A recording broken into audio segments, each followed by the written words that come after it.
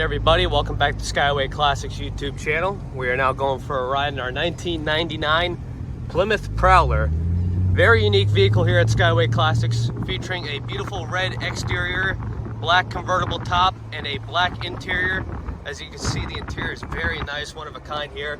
You see they got the red combination there, mostly with your stock gauges, speedometer, gas gauge, temp, etc. You have the built-in tack right there above the steering wheel. Automatic on the floor. Of course, cruising down the road right now, steering straight. Let's give you all a little bit of a brake test to show you how nice it is. Very good. Of course, with the top down, and especially in Florida, you need that nice blowing cold AC. Got a good stereo system there, possibly stock.